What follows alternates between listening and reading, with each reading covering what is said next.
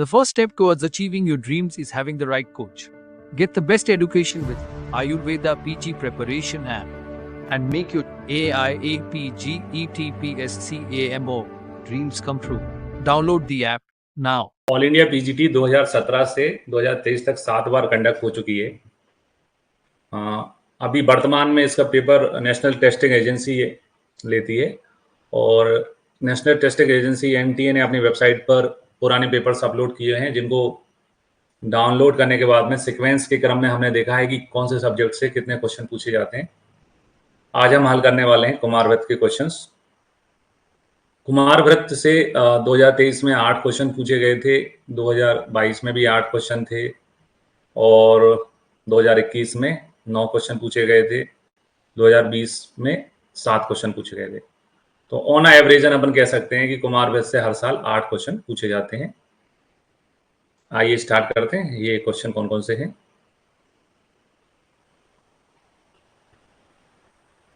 – 2007 से लेकर 2023 की ड्यूरेशन में कुमारव्रत से लगभग 54 क्वेश्चन पूछे जा चुके हैं। आइए स्टार्ट करते हैं। 2023 से कौन कौन से क्वेश्चन आए थे वो पहले वो देखेंगे। तो पहला क्वेश्चन है जो 2023 में आया था, काश्यप मतानुसार विशाल स्तब्ध नयन पर्व भेदारथी कलमी जो है निम्न में से किस रोग का लक्षण है। तो विशाल नयन होना, विशाल मेरे घर आना, मेरे घर आना, मेरे घर आना, ये अपना पढ़ाते समय फंडा रहता है। विशाल को बुलाते हैं मेरे घर आना आना, तो आना का होता है, तो फंडे का क्वेश्चन है, गलत नहीं हो सकता है। काश्यप संहिता हम पढ़ते हैं तो काश्यप संहिता में वेदना अध्याय है सूत स्थान में, वहां से ये क्वेश्चन आया हुआ है ना। वेदना अध्याय से हमेशा क्वेश्चन पूछे जाते हैं और नोट्स में भी हैं ये सारी चीजें। तो यहाँ से क्वेश्चन आया है, वेदना अध्याय है काश्यप सूत स्थान का और विशाल स्तब्ध नयन जो है आना का लक्षण है। अगले में बढ़ते हैं। अगला है जातहरणी काश्यप संहिता के किस स्थान में वर्णित है। तो जातहरणी जो है काश्यप संहिता का कल्प स्थान का जो है 7वां चैप्टर है। काश्यप संहिता पढ़ते हैं तो कल्प स्थान में जातहरणी का वर्णन आता है।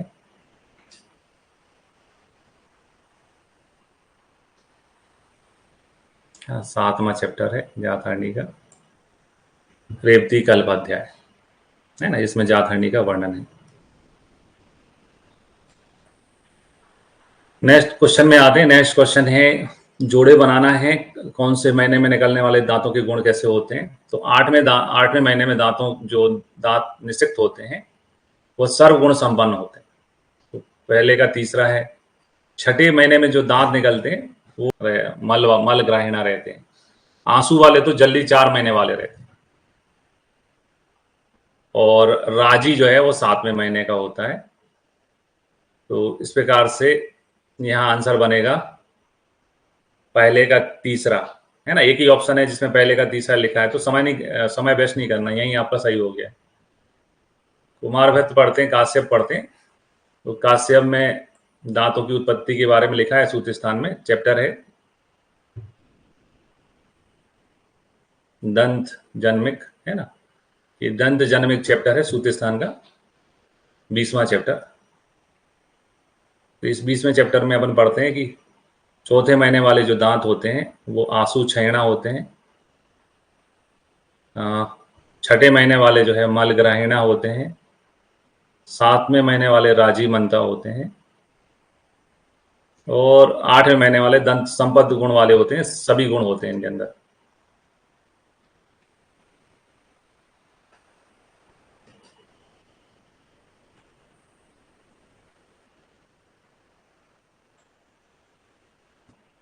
अगले क्वेश्चन की ओर बढ़ते हैं। चौथा क्वेश्चन है, बालकों में कौन सा ऐसी व्याधि है जिसमें माता यानी अथवा धात्री और बालक दोनों को शोधन कराने का निर्देश मिलता है। तो इसका सही आंसर है क्षीराल्सक है ना। बालकों की व्याधि पढ़ते हैं अपन कुमारव्रत में, तो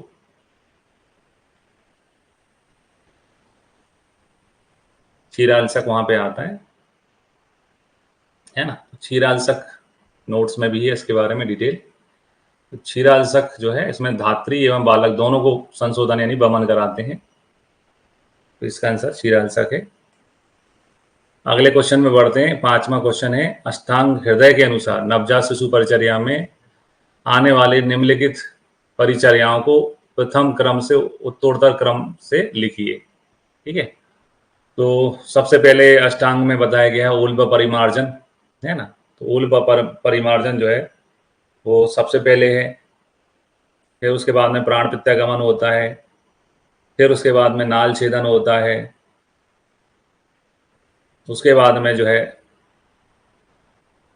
स्नान है, और फिर गर्भोत्तक वमन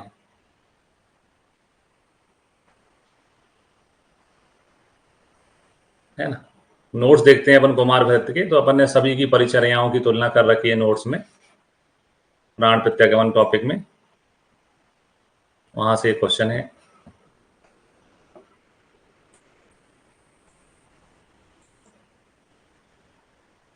तो ये नवजात शिशु परिचर्या पढ़ते हैं अपन, इसमें बागभट्ट के अनुसार आते हैं। तो पहला उल्बा परिमार्जन है, उसके बाद में प्राण प्रत्यागमन है, फिर नाल छेदन है, फिर स्नान है, और उसके बाद में लास्ट में गर्भोत्तक वमन। तो यहाँ से एक क्वेश्चन आया हुआ है।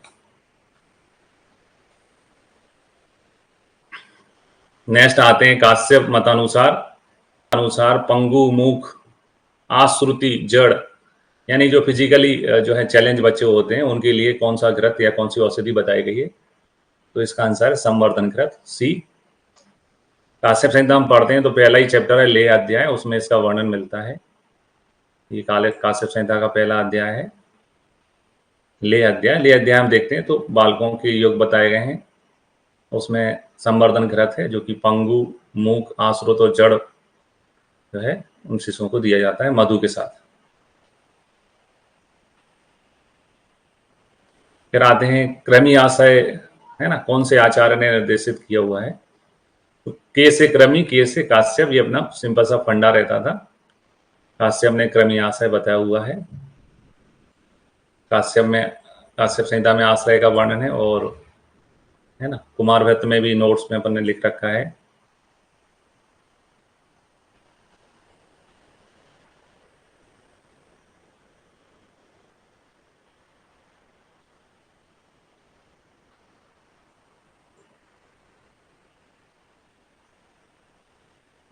यहाँ पर एक क्रमी चिकित्सा चैप्टर है काश्यप में। क्रमी चिकित्सा चैप्टर में बताया गया 7 आश्रय होते हैं, मल, मूत्र, क्रमी। तो क्रमी आशय का वर्णन जो है काश्यप में मिलता है। फिर आते हैं 8वां, पद्म कंटक व्याधि के विषय में पूछा गया है यहाँ पे।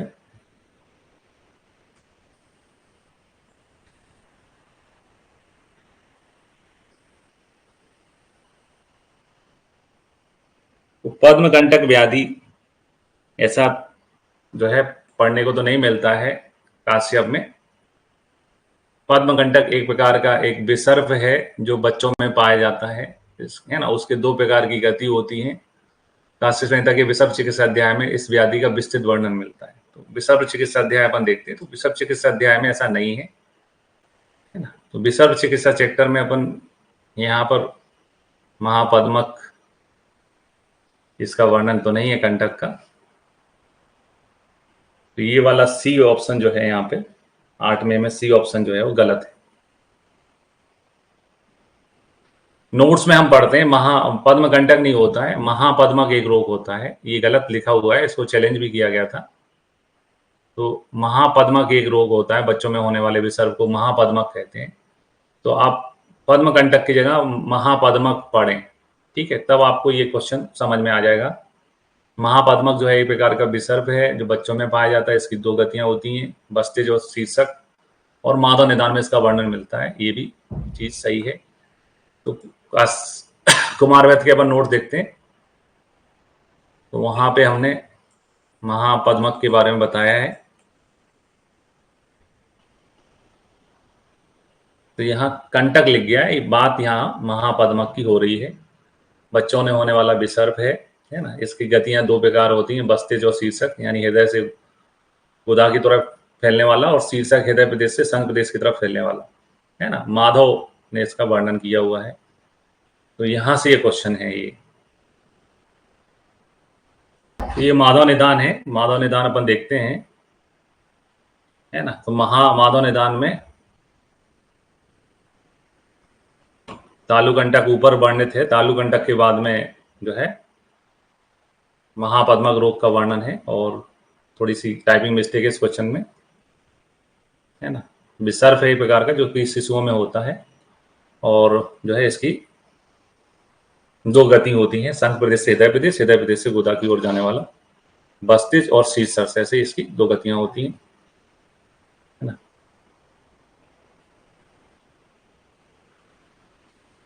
तो यहाँ पे आंसर जो है, अगर इसको महापद्मक समझते हैं तो आंसर हो जाएगा ए सही है, बी सही है ना, और डी सही है, सी आंसर यहाँ पर सही हो जाएगा।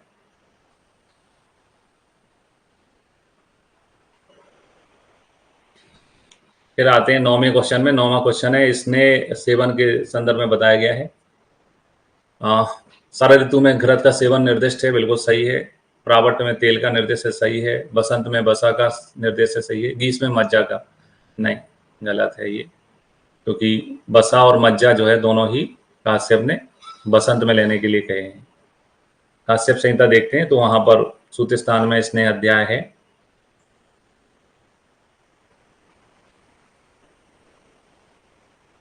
ना। 22वां अध्याय है स्नेह अध्याय काश्यप संहिता का, सूत्र का 22वां अध्याय है। तो यहाँ पर लिखा है बसा मज्जा बसंत में यूज करते हैं, तेल प्रावट में, और शरद में घृत, ठीक है। तो मज्जा यहाँ ग्रीष्म में नहीं बताई गई है, तो यहाँ पर जो सही ऑप्शन है वो ए बी सी है, डी गलत है। फिर आते हैं मैच द फॉलोइंग। 10वां क्वेश्चन है, सिंड्रोम के बारे में पूछा गया। डाउन सिंड्रोम जो होता है, डाउन सिंड्रोम में जो है सिस्मियन क्रीज देखने को मिलती है। तो पहले का तीसरा, ठीक है। डीएमडी डिसीज होती है जो, उसमें ग्रोवर साइन देखने को मिलता है। ये भी क्वेश्चन कई बार एग्जाम में पहले भी पूछा जा चुका है। तो बी का चौथा, हाइड्रोसेफेलस में सिर जो है फंडानेल जो है भरे नहीं होते हैं, तो क्रैक पॉट साइन देखने को मिलता है। और क्वासियोकर में, है ना, चमड़ी में रिंकल्स आते हैं, फ्लैकी पेंट डर्मोटोसिस। तो यहाँ 10वें का आंसर हो जाएगा पहले का तीसरा, बी का चौथा, सी का पहला, और डी का दूसरा। नोट्स में जो सिंड्रोम है वो अपन फिजियोलॉजी में पढ़ते हैं, और फिजियोलॉजी के अंतर्गत अपन ने लिख रखा है वैसे सिंड्रोम्स को, आगे जाके हम पीडिया में उसको कॉपी करने वाले हैं। तो सभी सिंड्रोम के लक्षण यहाँ पर लिखे हैं। डाउन सिंड्रोम जो हम पढ़ते हैं शरीर क्रिया विज्ञान के नोट्स में है फिजियोलॉजी के अंतर्गत, तो डाउन सिंड्रोम में आता है सिंगल पाल्मर क्रीज या सिस्मियन क्रीज जो है देखने को मिलती है। इसके अलावा कुमार व्रत में जब हम जल शीर्षक पढ़ते हैं, है ना, तो जल शीर्षक में आता है कि जल शीर्षक जो रोग होता है उसमें सिर के सीवन जो है खुले रहते हैं, इसी को पॉट साइन कहते हैं, है ना, इसी को पॉट साइन कहते हैं। फिर आते हैं how many dose of BCG vaccine given to a child age पर नेशनल इम्यूनाइजेशन शेड्यूल 2015। तो बीसीजी जो है केवल एक ही बार लगता है, एट बर्थ या मैक्सिमम 1 ईयर के अंदर। तो 11वें का आंसर है एक बार। पीडिया में हम नेशनल टेबल जो है टेबल पढ़ते हैं पूरी तरह से टीकाकरण की।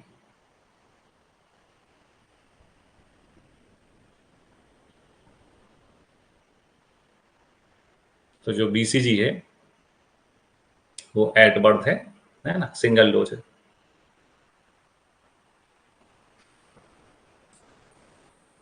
फिर आते हैं 2 कथन दिए गए हैं। पहला है कि भागवत अनुसार कुकुणक एक दंतोत्पत्ति जन्य व्याधि है, सही है। सुश्रुत के अनुसार ये उत्पत्ति जन्य व्याधि गलत है ना। स्तन्य सेवन से होता है, स्तन्यपान से होती है, क्षीरान्नाद व्याधि है ये। तो नोट्स में अपन कंपैरिजन करके लिखते हैं, पहले ही नोट्स देखते हैं पीडिया के।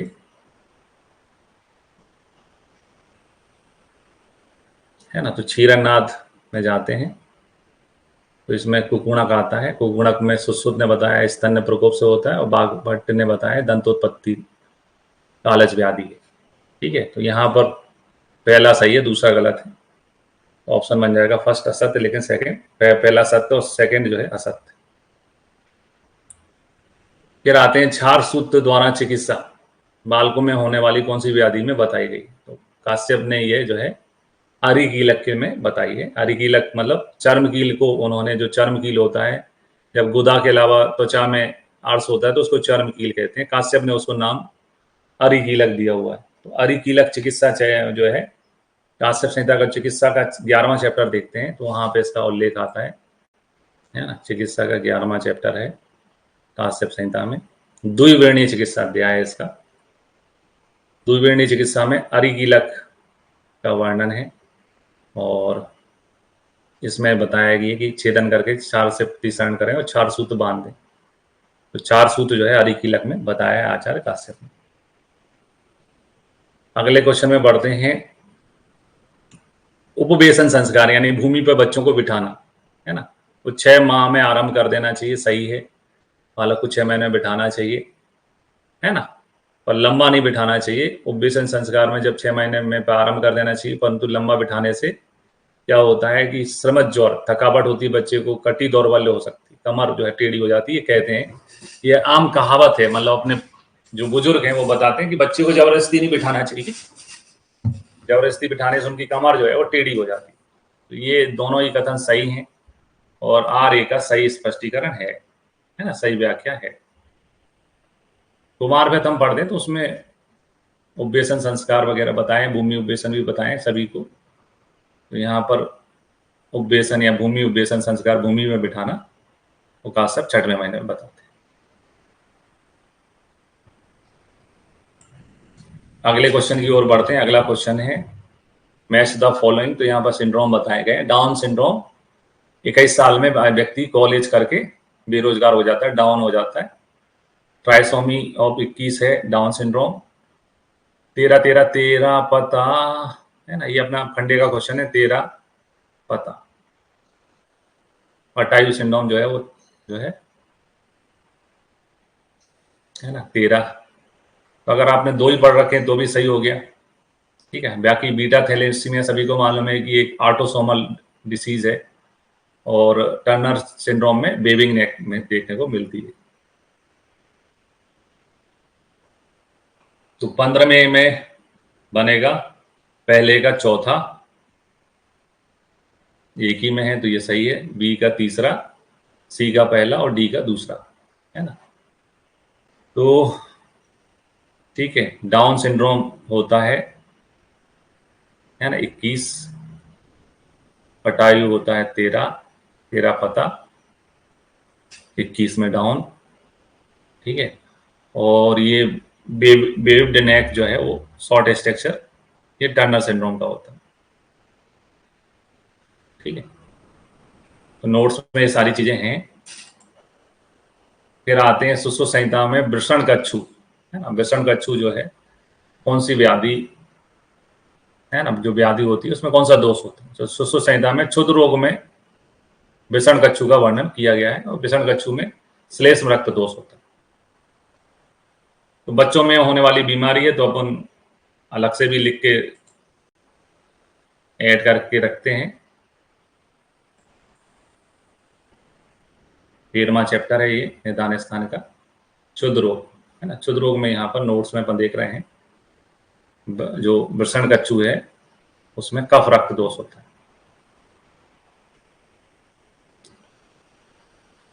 आगे बढ़ते हैं। नेक्स्ट क्वेश्चन है आयुर्वेद मतानुसार जो है स्तन अपनयन यानी स्तन छुड़ाना दंतोत्पत्ति होने पर प्रारंभ कर देना चाहिए और यह प्रक्रिया एक साल वय पूर्ति होने पर प्रारंभ करना चाहिए। तो दो मत लिखे हैं, इसमें से एक सही है ना, ये सही है, ये गलत है। 1 साल का कुछ नहीं है, दांत निकल रहे हैं इसका मतलब भगवान कह रहा है कि भैया दूध पीना छोड़ो, आप खाना खाना चालू करो। दांत क्या के लिए दिए हैं, दांत खाना खाने ही दिए हैं।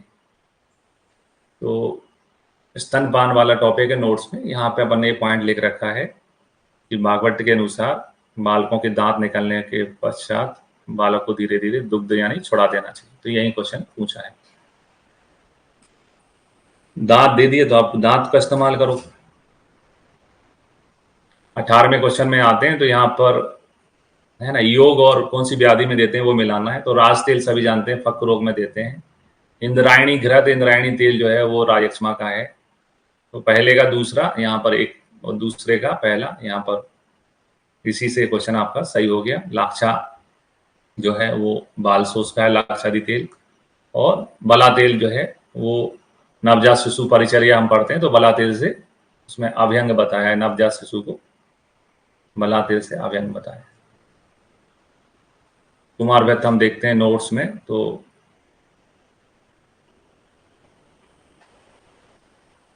जो नवजात शिशु परिचर्या होती है उसमें अभ्यंग में बला तेल बताया हुआ है। ठीक है, काश्यप संहिता पढ़ते हैं अपन, तो यहाँ पर फक रोग जो होता है ना, फक रोग 17वां चिकित्सा का चैप्टर, इसमें राज तेल बताया। ठीक है, और राजक्षमा की चिकित्सा हम पढ़ते हैं, है ना। तो वहाँ इंद्रायणी घृत है, इंद्रायणी तेल लिखा हुआ है ना, यहीं से क्वेश्चंस पूछे गए। इसके बाद में आते हैं नेक्स्ट, काश्यप मतानुसार निम्नलिखित में से किस व्याधि में बल्क यूज का प्रयोग किया गया। तो यूज वाला एक चैप्टर है काश्यप में, खेल स्थान में। काश्यप खेल का चौथा चैप्टर है जिसमें यूज का वर्णन है, वहां से क्वेश्चन आया है। ठीक है,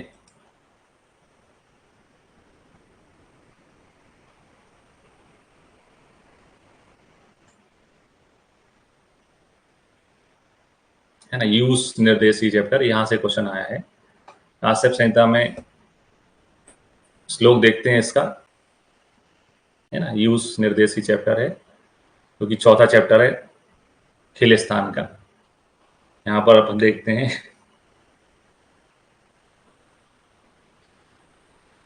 तो ये श्लोक नंबर है 51 और यहाँ पर लाइन आती है, बल्क यूसो अतिसार नुत।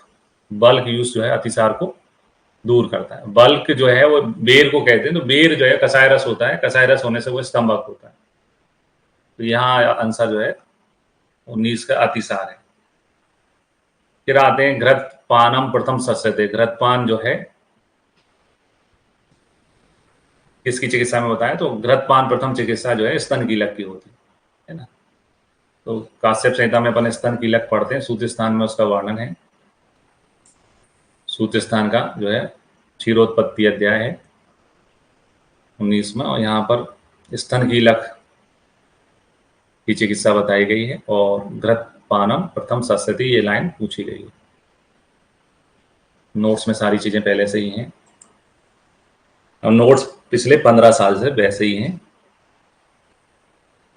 फिर आते हैं 21वां, मिशन इंद्रधनुष। इंद्रधनुष के 7 रंगों को दर्शाते हुए, है ना, बच्चों को जानलेवा बीमारियों के प्रति रक्षित करने के लक्ष्य से किस साल स्टार्ट हुआ। तो मिशन इंद्रधनुष जो है, तो इंद्रधनुष में कितने रंग होते हैं, तो 7 रंग होते हैं, है ना, 7 कलर होते हैं, सभी को मालूम है। और 7 को अगर डबल कर दें तो कितना होता है, 14। ये फंडे का क्वेश्चन है ना, 2 लोग मिलकर ही चालू करेंगे। डबल 14 2014 में लॉन्च हुआ था। ठीक है, मिशन इंद्रधनुष।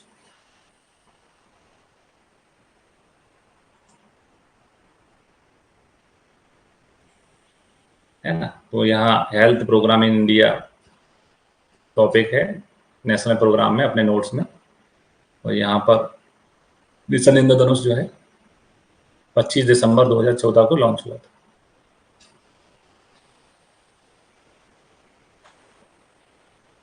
नेक्स्ट आते हैं, अव्याहत बाल अंग रोगो वर्धते सुखम शिशु धातु अनापत्ति। इसको पूरा करिए।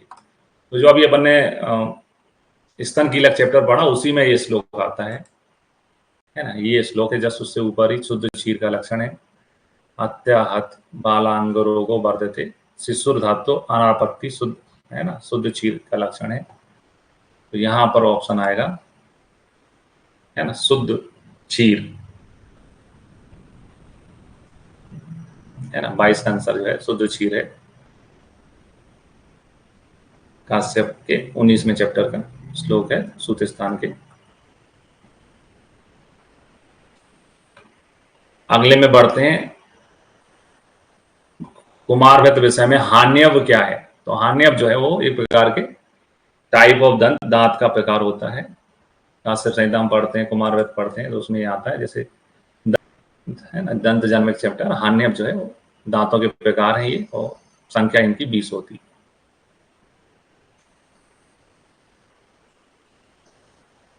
फिर आते हैं 24वां है, काश्यप मतानुसार 3 साल के बच्चे में निम्नलिखित में से कौन सा स्वेदन कर्म करना चाहिए? हस्त स्वेद, है ना, नाड़ी स्वेद, परिसेक स्वेद, उपनाह स्वेद। तो हस्त स्वेद जो है वो 4 महीने तक के बालक को कराते हैं। 4 मास के, जो 4 महीने का हो जाता है तब हस्त स्वेद कराते हैं। तो यहाँ एक या तो प्रिंटिंग मिस्टेक है ना, प्रिंटिंग मिस्टेक होके 3 जो है 4 लिखने की जगह 3 लिख दिया गया है। ठीक है, अगर अपन इसको ऐसा नहीं मानते कि प्रिंटिंग मिस्टेक नहीं है, हस्तस्वेद ऑप्शन हम नहीं चूज करना चाह रहे हैं, तो बाकी ऑप्शंस में देखते हैं 3 महीने के बच्चे में अपन क्या करा सकते हैं। ठीक है, तो यहाँ पे आंसर क्या बन सकता है? परिसेक स्वेद। परिसेक स्वेद किस आधार पर बन सकता है? जब हम कुमार व्रत पढ़ते हैं, और कुमार व्रत में ही है ना, ये जो नवजात शिशु परिचर्या पढ़ते हैं, तो उसमें स्टार्टिंग में ही जो आता है, मतलब नवजात यानी छोटे बच्चे में भी करा सकते हैं, वो क्या है? शीतम उदकेन उष्णम उदकम का मुखम परिसेक। तो परिसेक एक ऐसी चीज है जो अपन छोटे बच्चे में भी करा सकते हैं, तो 3 महीने में भी वो जस्टिफाई हो सकती है। तो यहाँ पे आंसर, क्वेश्चन को चैलेंज किया जा सकता है, कैंसिल कराया जा सकता है, या परिसेक जो है अपन ऑप्शन चूज करेंगे यहाँ पे। तो अभी इसमें का आंसर जो है परिसेक रहेगा, क्योंकि नवजात शिशु परिचर्या में भी परिसेक जो है।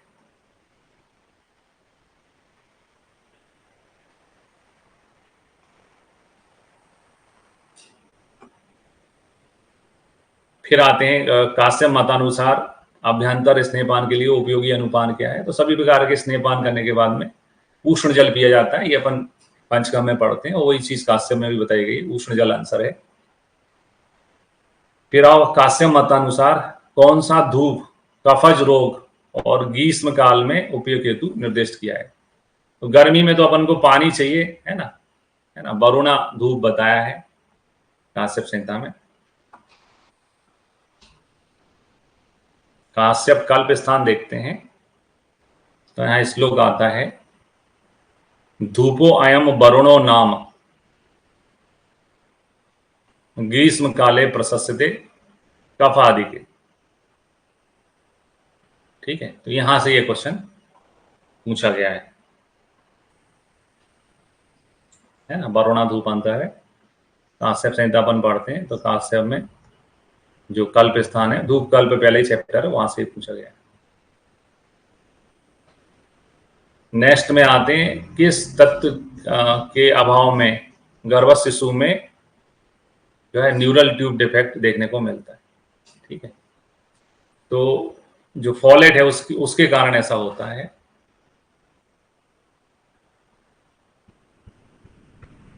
ये डेली रिक्वायरमेंट में पढ़ते हैं अपन गर्भवती स्त्री में, तो डेली रिक्वायर्ड में बताया कि फॉलेट एसिड लेना चाहिए 300 mg, और ना लेने पर फॉलिक एसिड जो है reduce the risk of neural tube defect, है ना, न्यूरल ट्यूब डिफेक्ट होने का रिस्क को घटाता है। तो यहाँ आंसर जो है फॉलेट, डिफेंसी ऑफ फॉलेट। फिर आते हैं, अगला क्वेश्चन है 28वां, a toddler is brought to the clinic with complaint painful swelling in limbs and increase irritability. On examination of oral cavity, gingivitis, hypertrophy and bleeding gums are noticed, and what will the probable diagnose? है ना, तो ये एक प्रकार से vitamin C जो होता है उसमें स्कर्वी जो होता है उसके लक्षण दिख रहे हैं। स्कारबिक एसिड का अभाव है विटामिन सी का।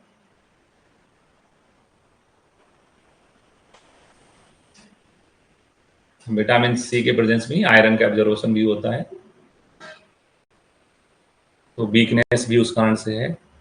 फिर आते हैं 29वां, चरक संहिता में स्तनों पे पंचकूल और कुलत का बाहलेप, है ना, इस स्तन दृष्टि की चिकित्सा में निर्दिष्ट है। तो 29 का आंसर है बेरस्त, है ना, बेरस्त स्तन दोष पढ़ते हैं अपन। तो स्तन दुष्टि हम जब पढ़ते हैं 8 प्रकार की होती है चरक में, इसकी चिकित्सा भी बताई गई है। बेरस में रस नहीं रहता तो अपन 5-5 रस देते हैं, ऐसा अपना फंडा रहता है ना। बेरस में बताया है पंचकोल परलेप, ठीक है। तो यहाँ आंसर बेरस है। 29वें में बढ़ते हैं। काश्यप संहिता में वेदना अध्याय में मुख स्वेद लक्षण कौन सी व्याधि में मिलता है? तो मुख स्वेद जो है वो उदर सूल का है ना। सूल गए या अपन उदर सूल गए उसका है। वेदना अध्याय से हमेशा ही क्वेश्चन पूछे जाते हैं।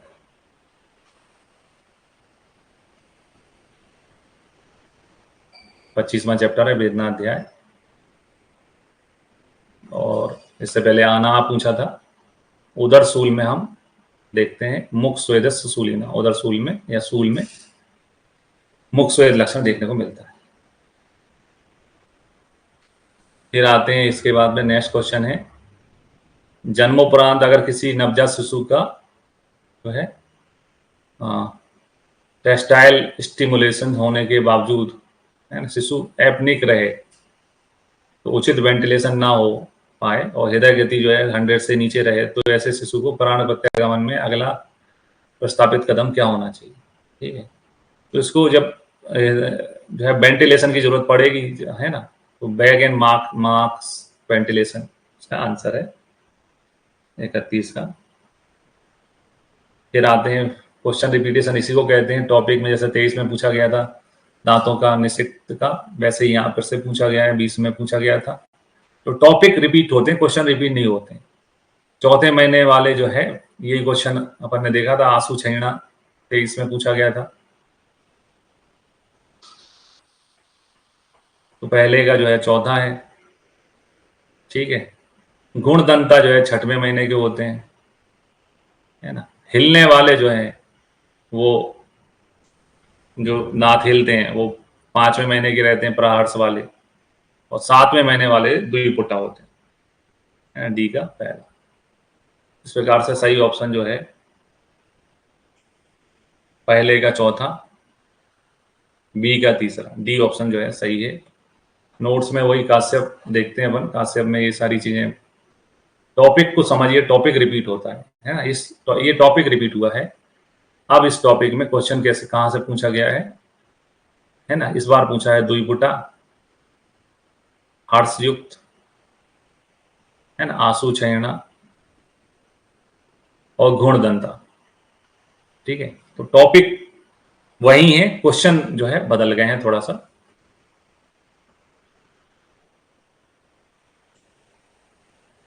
अगले क्वेश्चन में बढ़ते हैं। अष्टांग हृदय अनुसार स्निग्ध शुक्ल मुख प्रेक्षणा किस व्याधि का लक्षण है? तो स्निग्ध शुक्ल मुख प्रेक्षणा जो है बाल शोष का है। बाल शोष को कुमारव्रत में बहुत इंपॉर्टेंट डिसीज है, इसलिए अपन पढ़ते हैं अलग से भी, नोट्स में है ना। ये है बाल शोष या राजक्षमा कह सकते हैं बच्चों में होने वाला। अष्टांग संग्रह उत्तर तंत्र का श्लोक है और यहाँ पे आता है कुमारा सुस्यति तत् स्निग्ध शुक्ल मुख प्रेक्षण, यही लाइन यहाँ पे पूछी गई। आगे बढ़ते हैं। अगला है कि काश्यप मतानुसार 4 प्रकार के चर्मदल होते हैं। ये बिल्कुल सही है, नोट्स में भी है। काश्यप में खेल स्थान में चर्मदल का वर्णन आता है ना। 15वां चैप्टर है काश्यप खेल स्थान का, चर्मदल, जहां अपन ने बताया कि वे चर्मदल 4 प्रकार के होते हैं, वातज, पित्तज, कफज, सन्निपातज। अगला बोला जा रहा है कि त्वचा पे दग्ध गुड़ जैसा मंडल होना पैतृक चर्मदल का लक्षण। तो ये गलत है, ये पैतृक का नहीं होता है, सन्निपातज का होता है।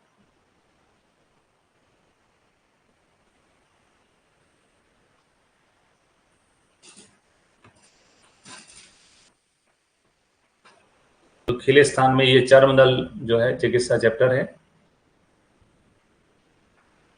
4 प्रकार होते हैं चर्मदल के। चर्मदल इति चर्म अवधारणम स चतुर्विधो वातज श्लेष्मिक सन्निपातज, है ना। 4 प्रकार का होता है और यहाँ पर सन्निपातज में आता है ये लाइन। त्रिदोषज जो होता है दग्ध गुण प्रकाशानी, है ना, दग्ध गुण जो है वो सन्निपातज चरमदल का लक्षण है। ठीक है, तो यहाँ पहला सही है लेकिन दूसरा जो है गलत है। ऑप्शन बनेगा first statement is correct but second is incorrect. फिर आते हैं अष्टांग हृदय में वर्णित बाल ग्रह के संदर्भ में। ठीक है, तो बाल ग्रह और उनके लक्षणों को जोड़ना है। ठीक है, तो स्कंद में तो भय लोचना, क्योंकि डरा हुआ रहता है, फेशियल पैरालिसिस होता है स्कंद ग्रह में, इसलिए पहले का तीसरा है ना। स्कंद अपस्मार में ऊपर की ओर देखता है, ऊर्ध्व इच्छा दूसरे का चौथा है। नेगमेश में एक नेत्र में शोभ देखने को मिलता है, ये तो भूल नहीं सकते, फंडे का क्वेश्चन है। और सब ग्रह में चक्षु निमीलन, डी का दूसरा। तो ये अगर आपको नेगमेश में एक नेत्र शोभ याद है तो सी का पहला होना है ना, और पहले का तीसरा, बी का चौथा, सी का पहला और डी का दूसरा। तो कुमार वैद्य में अपन ने ये सारी चीजें पढ़ी हुई हैं।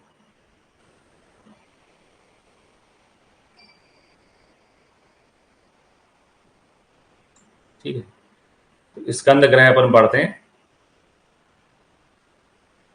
है ना। स्कंद ग्रह में आता है सरक्त भय लोचना। अपस्मार पढ़ते हैं तो अपस्मार में आता है, स्कंद अपस्मार में ऊर्ध्वेक्षा। नेगमेश अपन पढ़ते हैं तो नेगमेश में आता है एक नेत्र में शोभ।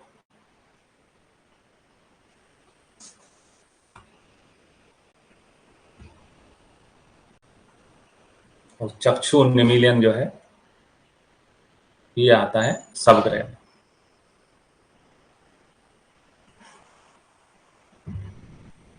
अब आते हैं अगले क्वेश्चन 36वां। काश्यप के अनुसार गर्भणी के क्या करने से गर्भ में कुड़ी गर्भ यानी ऊर्ध्व शाखा विकृति होती है। ठीक है, तो काश्यप खेल स्थान का क्वेश्चन है ये। धूमपान के बारे में कहा गया है, क्योंकि गर्भणी की बात हो रही, गर्भणी के क्या करने से ये परिणाम होता है, तो अंतर्वतनी चिकित्सा है जिसको गर्भणी का पर्याय है, 10वां चैप्टर है काश्यप में। और यहां पर श्लोक नंबर है 20। कुणी व अंधश्च जायन्ते दुर्बलेन्द्रिय धूमपानेन गर्भिणी, यानी गर्भिणी जो धूमपान करती है उससे बच्चे को कुणी हो सकता है, अंधा हो सकता है और दुर्बल इंद्रियां हो सकती हैं, है ना, दुर्बल इंद्रियां हो सकती हैं, ये बताया गया है। ठीक है, तो यहां पर आंसर धूमपान है, जो कि काश्यप में केले स्थान में 10वां चैप्टर है, अंतर्वर्तनी चैप्टर, उसमें श्लोक नंबर है 20। फिर आते हैं काश्यप के अनुसार कृमि रोग में प्रयुक्त जो बिडंग घृत है उसके, है ना, किस काय के साथ देते हैं।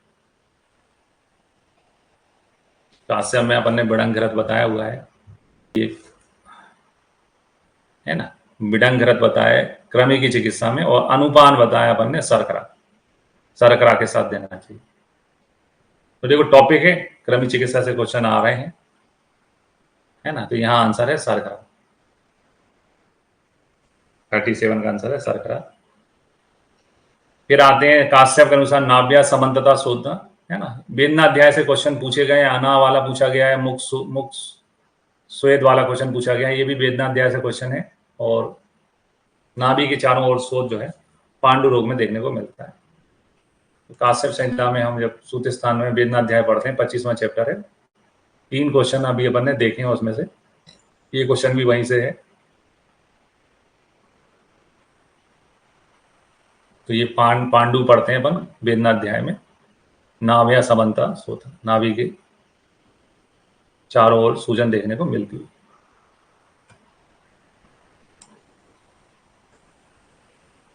नेक्स्ट क्वेश्चन है काश्यप के अनुसार सा गुण श्रृंग वेर भक्षेत, है ना, गुड़ सुंठी बता रहे हैं, गुड़ हरितकी के स्थान पे। तो गुण सुंठी जो है किसकी चिकित्सा में निर्देश है, तो इसका सही आंसर है सोत, है ना। सोत में बताया काश्यप ने, पहले स्थान में सोत का चैप्टर है काश्यप के, नोट्स में पहले से ये सारी चीजें मेंशन है। तो यहाँ पर अपन सोत चिकित्सा अध्याय पढ़ते हैं काश्यप के लिए स्थान में, वहां पर श्लोक है त्रिसमा गुटिका जो होती है उसका श्लोक है ये, सा गुणम संगवीर बक्षेत, है ना। और हरित की और रहती है इसमें, सोत की चिकित्सा में देते हैं ये,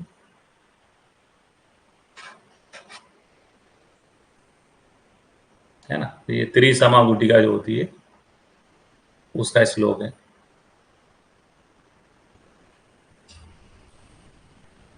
फिर ऑर्थराइटिस जो है, जो कॉमन कॉम्प्लिकेशन इसमें देखने को मिलता है ना, डिसीज ऑफ एल्डोस्टेरोन बॉयज में, उसका आंसर है मम्स,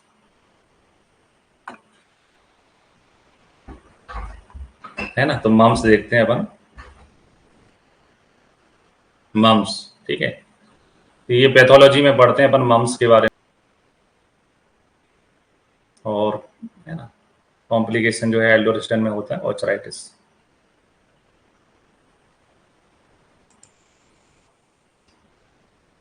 फिर आते हैं अकॉर्डिंग टू अष्टांग संग्रह, प्रतत रोदन और ज्वर जो है किसका पूर्व रूप है ना। तो प्रतत रोदन और ज्वर जो है वो बाल ग्रह का है ना। बाल ग्रह के पूर्व रूप में सतत रोदन और ज्वर जो है वो देखने को मिलता है।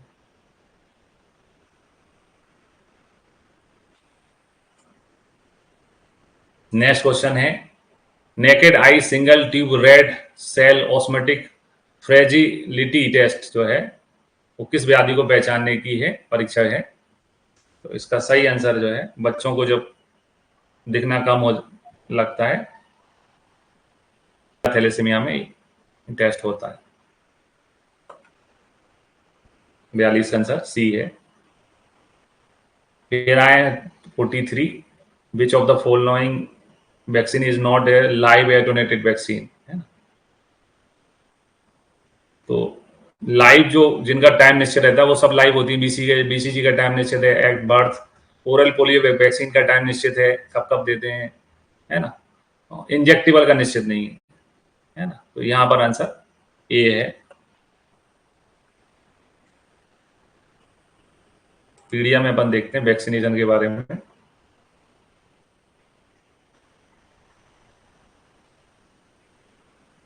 तो लाइव में बीसीजी आता है, ओरल पोलियो वैक्सीन आ जाता है, लेकिन जो इंजेक्टेबल पोलियो वैक्सीन होती है ये जो है लाइव नहीं होती है, किल्ड में आती है।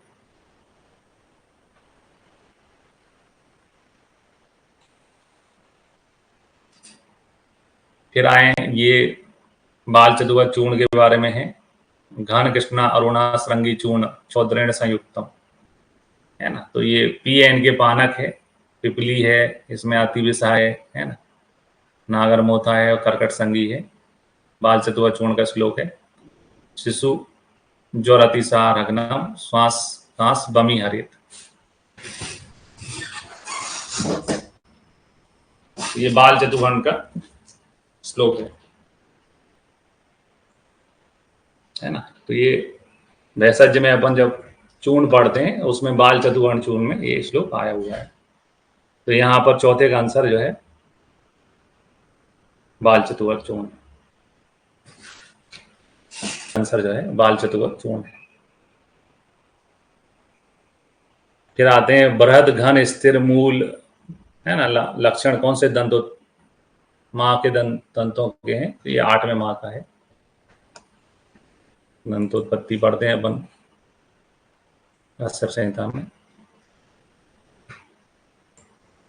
दंतोत्पत्ति टॉपिक से क्वेश्चन आ रहे हैं या दंत संपत्ति के क्वेश्चन, है ना। बृहद घन स्थिर मूलता जो है दंत संपत्ति के हैं, 8वें महीने में जो निकलते हैं वो दंत संपत्ति होते हैं।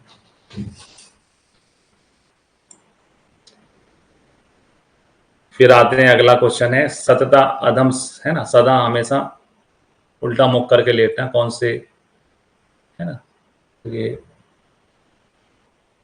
अंधपूतना का लक्षण है, अंधे व्यक्ति को उल्टा सीधा नहीं पता चलता है, ऐसा अपना फंडा था।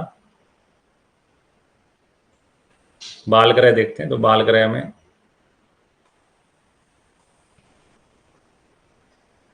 अन्नपूर्णा पढ़ते हैं, तो अन्नपूर्णा में आता है सदतम अधा शयति, है ना, सदा नीचे मुख करके सोता है। फिर आते हैं बच्चों में दिखने वाला मात का दोष दूषित होने, है ना, में कौन सा दोष रहता है, तो मात का दोष जो है वही पूतना का पर्याय है, कफ रक्त दोष होता है इसमें।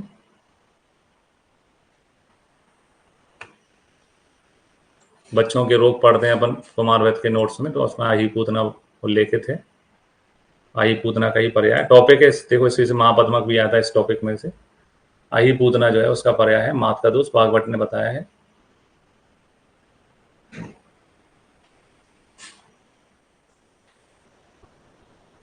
फिर आते हैं काश्यप ने प्लीहा वृद्धि चिकित्सा में निम्नलिखित में से कौन सा योग विशुद्ध रूप से प्रतिपादित किया है, तो प्लीहा वृद्धि जो जिस चैप्टर में बताई वहां पर योग में गुर्जी स्वरस आदित्य महसी कृत बताया हुआ है। तो 48 का आंसर जो है वो ये है काश्यप चिकित्सा अध्याय है 5वां, है ना, है ना, इसमें प्लीहा वृद्धि के प्रकार बताए गए और योग भी दे लिखे हुए हैं, और यहाँ गुर्जी साधित महसी कृत की बात हो रही है ना, इसी चैप्टर में योग दिया हुआ है।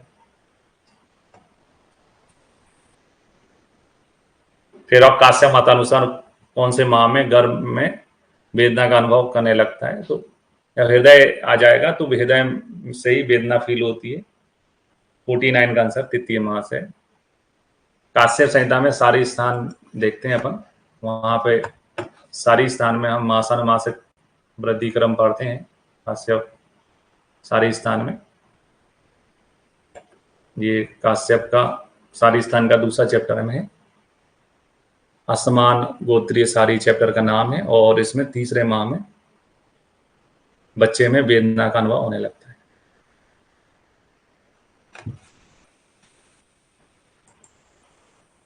फिर आते हैं क्राइनोसाइनोस्टोसिस क्या है ना, तो हेड सरकमफेरेंसेस के बारे में है, और इसमें Z score above mean of age, है ना, हाइट एंड जेंडर होता है, वो होता है क्राइनोसाइनोस्टोसिस, है ना, 50 का आंसर ये है।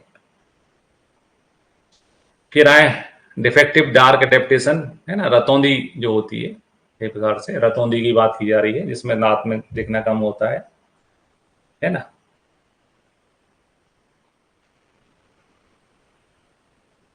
विटामिन ए की कमी से होता है। फिर आते हैं काश्यप संहिता के किस अध्याय में है ना पंच महाभौतिक तेल का उल्लेख है, तो पंच महाभौतिक तेल जो है काश्यप संहिता के 60 कल्पाध्याय, जो कि नेत्र रोगों से संबंधित है, पंच इंद्रिय के लिए होता है, उसमें बताया गया है। तो काश्यप संहिता में खिल जो है कल्प देखते हैं, 60 कल्पाध्याय है, कल्प स्थान है, लहसुन के बाद में कटु तेल, 60 कल्पाध्याय है, चौथा अध्याय 60 कल्पाध्याय, इसी में पंच भौतिक तेल बताया गया है, जो कि पंच इंद्रिय विवर्धन होता है। फिर आते हैं क्षीर अल्सर बच्चों में किसके कारण होता है, तो क्षीर अल्सर एक प्रकार से त्रिदोषज व्याधि है ना, स्तन दुष्टिजन होने वाला रोग है। क्षीर अल्सर किस टॉपिक, इसी टॉपिक में अपन बीमारियों की बात कर रहे हैं, है ना, ये भी पूछा गया था कि किसमें बमन कराते हैं धात्री और बालक को, और क्षीर अल्सर जो है त्रिदोषज व्याधि स्तन दृष्टि से होने वाली, ये क्वेश्चन भी पूछा गया। फिर आते हैं 54 नंबर क्वेश्चन, बाल शोष की चिकित्सा में वर्णित लाक्षादी तेल में जो है कौन सा घटक द्रव्य जो है, तो बाल शोष की चिकित्सा में जो लाक्षादी तेल बताया गया उसमें क्षीर घृत मस्तु नवनीत, है ना, मस्तु होता है, क्योंकि मस्तु जो है इस सोतस को खोल देते हैं, तो आंसर मस्तु है।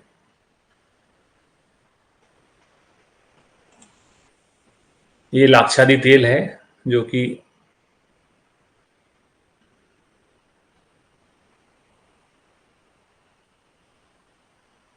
बताया गया है अष्टांग हृदय उत्तर तंत्र में, और इसमें तेल प्रस्थम मस्तु चतुर्गुणम, है ना, मस्तु।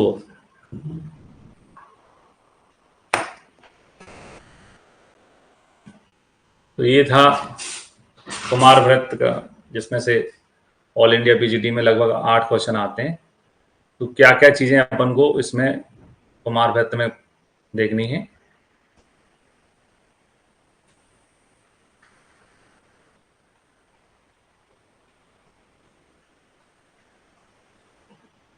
एक तो है ना, बाल रोग जो होते हैं, जिसमें एक क्षीरनादकालीन व्याधियां हैं, कुकुणक है या ये पूतना है, आपका क्षीरलसक है, महापद्मक है ना।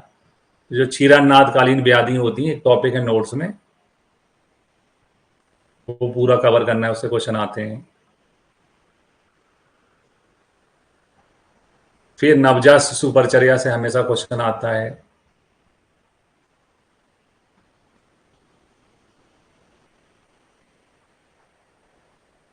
फिर स्तन्यपान से क्वेश्चन आता है, जैसे बालक को स्तन्यपान कब छोड़ा देना चाहिए।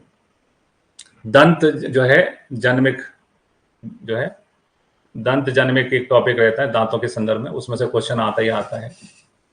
ठीक है, वेदना अध्याय का क्वेश्चन आता ही आता है।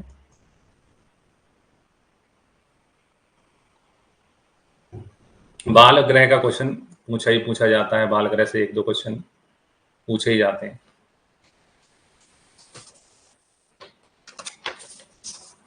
ठीक है, लेहन गर्म जो होता है उससे क्वेश्चन आता ही आता है। फिर बच्चों में होने वाले रोग हैं, जैसे जल शीर्षक है, बाल शोष है ना, बाल शोष है, और आपका नाभि पाक है। ये भी एक ऐसे टॉपिक है जिनमें से क्वेश्चन आता ही आता है। तो ये बाल रोग में से हो गया। काश्यप संहिता तो आपको पूरा ही पढ़ना है, काश्यप में देर नो, क्योंकि जो भी क्वेश्चन आएगा अल्टीमेटली वो काश्यप का ही होगा, क्योंकि काश्यप में रेफरेंस लिखे हुए हैं।